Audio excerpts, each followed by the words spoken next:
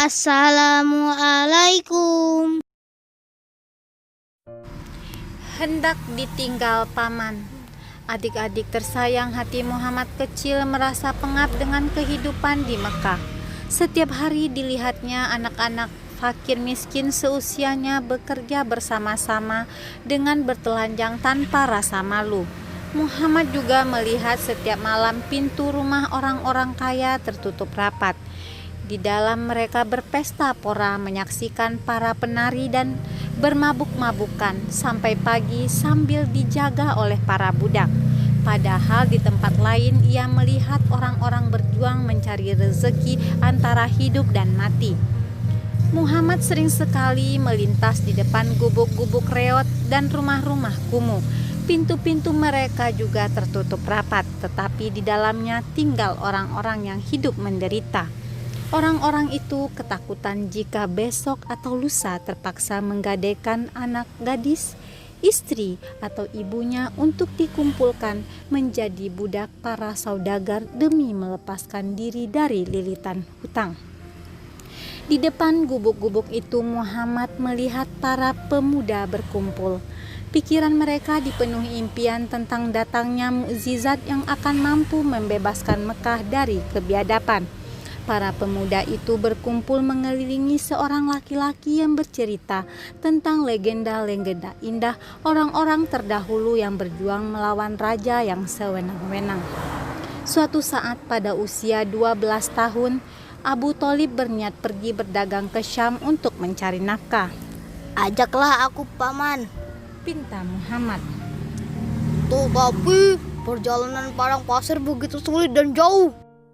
Aku tidak tega mengajak anak sekecilmu menempuh kesulitan demikian berat.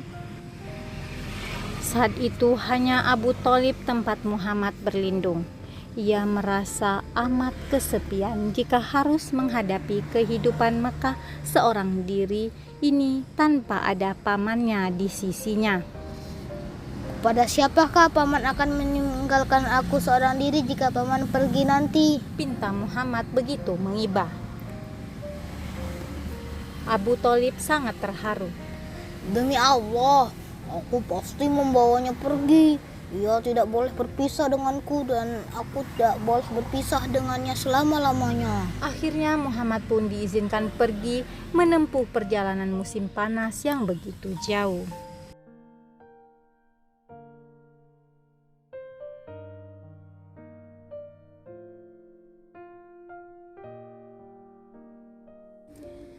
Adik-adik tersayang, berangkatlah rombongan kabilah Quraisy menuju ke Syam.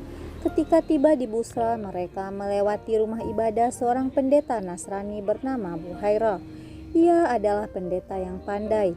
Di rumah ibadahnya selalu ada pendeta dan umat Nasrani yang mendapat ilmu dari Buhairah. Biasanya, Buhairah tidak pernah menggubris rombongan Quraisy yang setiap tahun lewat di tempat itu. Namun, kali ini ada yang berubah pada diri Buhairah. Ketika rombongan Quraisy termasuk Abu Thalib dan Muhammad singgah di dekat rumah ibadahnya, Buhairah memerintahkan para pembantunya membuat masakan yang banyak. Buhairah berbuat begitu karena dari jendela rumah ibadahnya ia melihat hal yang aneh pada rombongan Quraisy. Ada awan kecil yang bergerak pelan mengikuti kemanapun kabilah pergi. Ada sesuatu atau seseorang di dalam kabilah yang dilindungi awan itu dari terik matahari. Buhairah bergegas mendatangi kabilah yang tengah beristirahat di bawah pepohonan rindang dan berkata, Hai orang-orang Quraisy, sungguh aku telah membuat makanan untuk kalian. Aku ingin kalian semua, anak kecil, orang dewasa, budak, dan orang merdeka ikut hadir. Salah seorang Quraisy bertanya, Demi Allah, hai Buhairah, alangkah istimewanya yang engkau perbuat kepada kami hari ini. Padahal kami sering melewati tempatmu ini. Apa yang sebenarnya terjadi kepadamu kali ini? Engkau benar, jawab Buhairah. Dulu aku memang seperti yang engkau katakan, namun kalian semuanya adalah tamuku kali ini dan aku ingin menjamu kalian. Aku telah membuat makanan dan kalian semua harus ikut makan. Dengan senang hati, rombongan Quraisy pun masuk ke rumah Buhairah untuk memenuhi undangannya. Hanya saja Muhammad tidak ikut karena ia masih kecil. Ia ditugaskan menjaga perbekalan kabilah.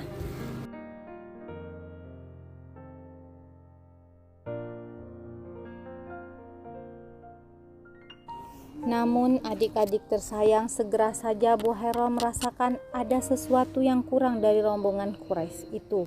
Maka dia kembali mengulangi permintaannya.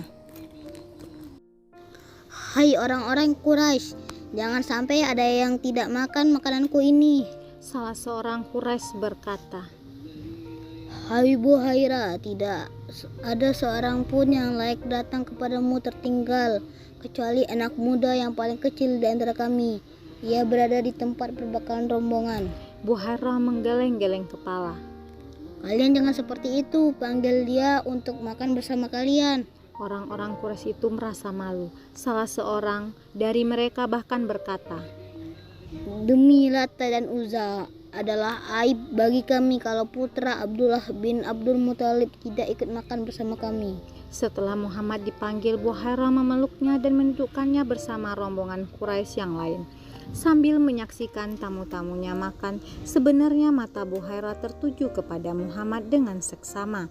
Dari hasil pengamatannya itulah Buhairah mengambil simpulan dalam hati. Anak ini mempunyai sifat-sifat kenabian. Jamuan selesai. Sambil mengucapkan terima kasih, rombongan Quraisy pun membubarkan diri menuju tempat perkemahan mereka untuk beristirahat. Namun Buhairah tidak membiarkan Muhammad pergi. Diajaknya anak itu duduk dan berbicara. Hai anak muda, Panggil Buhairah. dengan menyebut nama Lata dan Uzza, aku akan mengajukan pertanyaan-pertanyaan kepadamu dan engkau harus menjawabnya. Wajah Muhammad tampak berubah dan dia menjawab. Jangan bertanya tentang apapun kepadaku sambil menyebut nama Lata dan Uzza. Demi Allah, tidak ada yang sangat aku benci melainkan keduanya. Buhairah tersenyum dan mengulangi permintaannya. Baiklah, kalau begitu aku akan bertanya kepadamu dengan menyebut nama Allah, dan engkau harus menjawab pertanyaanku. Wajah Muhammad berubah cerah dan dia mengangguk. Tanyakan kepadaku apa saja yang ingin engkau tanyakan.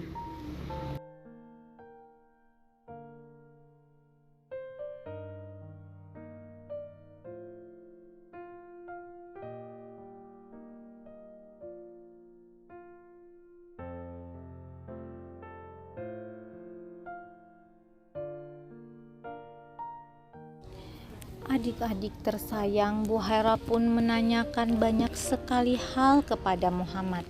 Tentang tidur Muhammad, postur tubuh Muhammad, dan banyak lagi hal lainnya. Muhammad menjawab semuanya dan semua jawaban itu sesuai benar dengan perkiraan Buhairah. Kemudian Buhairah melihat punggung Muhammad dan mendapati tanda kenabian di antara kedua bahu Muhammad. Tanda kenabian itu seperti bekas orang berbekam. Setelah itu Buhairah mendekati Abu Thalib dan bertanya kepadanya, Apakah anak muda ini anakmu? Ya, dia anakku, jawab Abu Thalib. Buhairah menggeleng. Tidak, dia bukan anakmu. Anak muda ini tidak pantas mempunyai ayah yang masih hidup. Abu Thalib agak tercengang, lalu dia pun mengangguk. Kau benar, dia bukan anakku, dia anak saudaraku. Buhairah mengangguk-angguk puas lalu bertanya lagi. Apa yang dikerjakan ayahnya? Ayahnya telah meninggal dunia ketika dia masih berada dalam kandungan ibunya. Engkau benar, Kata Buhairah menghela napas dalam-dalam. Kemudian sambil berbisik, dia menyampaikan sebuah saran dengan sangat sungguh-sungguh. Sekarang dengarkan saranku baik-baik. Bawa anak saudaramu ini ke negeri asalmu. Sekarang juga jaga dia dari orang-orang Yahudi. Demi Allah, jika mereka melihat padanya seperti apa yang aku lihat, mereka pasti membunuhnya. Sesungguhnya akan terjadi sesuatu yang besar pada diri anak saudaramu ini. Karena itu segera bawa dia pulang ke negeri asalmu. Abu Thalib tampak ketakutan dengan peringatan itu. Dia yakin bahwa apa yang dikatakan Buhairah itu benar. Maka dari itu segera setelah urusan bisnisnya selesai, Abu Thalib segera membawa Muhammad pulang. Sesulit apapun beban hidupnya, Abu Thalib tidak pernah lagi pergi berdagang ke tempat jauh demi melindungi keponakannya itu.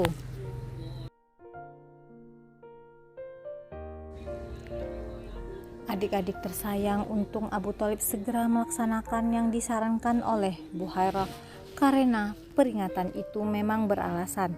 Segera setelah Abu Thalib membawa Muhammad pulang, datanglah 3 orang ahli kitab bernama Zurair, Daris, dan Tamam. Ketiganya menyandang senjata di pinggang.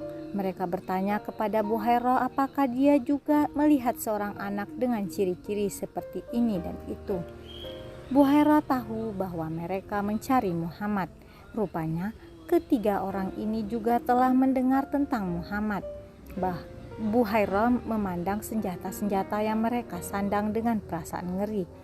Buhairah mengerti mereka mencari Muhammad dengan maksud membunuhnya. Buhairah berusaha memberikan perlindungan. Tidak henti-hentinya Buhairah menasihati ketiganya akan adanya kekuasaan Allah. Diingatkannya bahwa bagaimanapun mereka berusaha, mereka tidak akan mampu mendekati Muhammad untuk membunuhnya. Akhirnya ketiganya pun melihat kebenaran dalam perkataan Buhairah. Batalah niat mereka untuk mengejar dan membunuh Muhammad dan berlalulah mereka dari hadapan Buhairah. Demikianlah adik-adik tersayang, Allah menjaga Muhammad dari kejahatan dan kotoran-kotoran jahiliyah.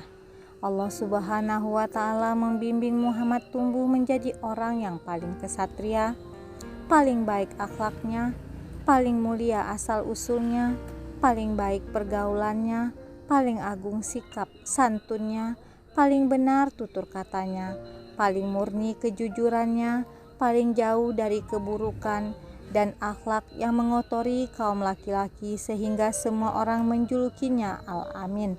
Karena Allah Subhanahu wa Ta'ala mengumpulkan pada Muhammad segala hal yang baik. Kelak setelah menjadi seorang rasul, Muhammad bercerita tentang perlindungan Allah Subhanahu wa Ta'ala kepadanya sejak masa kecil dari segala bentuk kejahiliaan. Rasulullah Shallallahu alaihi wasallam bersabda, Pada masa kecil aku bersama anak-anak kecil Quraisy mengangkat batu untuk satu permainan yang biasa dilakukan anak-anak. Semua dari kami melepas baju dan meletakkan baju kami di atas pundak sebagai ganjalan untuk memikul batu. Aku maju dan mundur bersama mereka. Namun tiba-tiba seseorang yang belum pernah aku lihat sebelumnya menamparku dengan tamparan yang amat menyakitkan. Dia berkata, "Kenakan pakaianmu." Kemudian aku mengambil pakaianku dan memakainya. Setelah itu aku memikul batu di atas pundakku dengan tetap mengenakan pakaian dan tidak seperti teman-temanku.